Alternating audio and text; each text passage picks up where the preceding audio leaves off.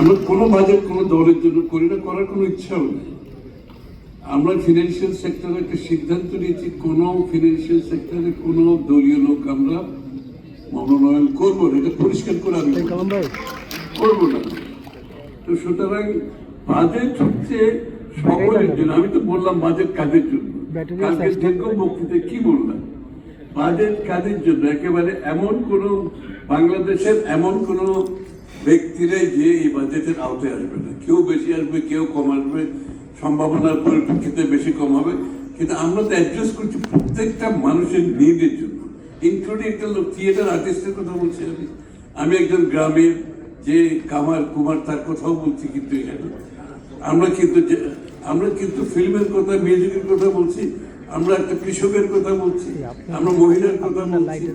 বাংলাদেশের কাউকে বাদ দেওয়া হয়নি, সুতরাং দলের প্রয়োজন নেই।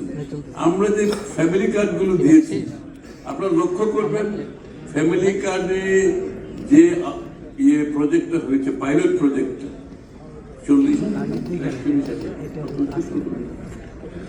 37,000কে দিয়েছি। এই 37,000কে দিয়েছি, এখানে কোন বিএনপি নেতা কর্মীকে সংযুক্ত করা হয়নি, আমি পরিষ্কার করে বলছি।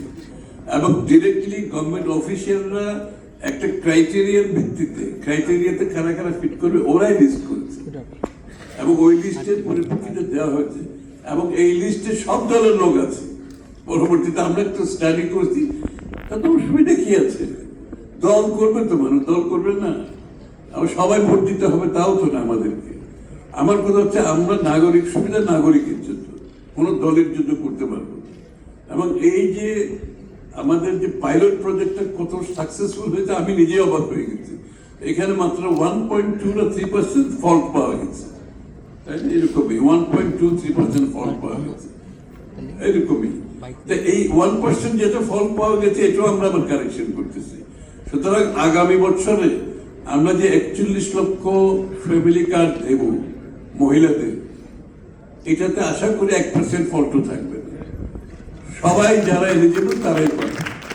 তো সুতরাং আমরা চেষ্টা করছি নিরপেক্ষভাবে সবাইকে মূল্যায়ন করে, সবার জন্য। আমরা বলছি কি সবার জন্য বাংলাদেশ।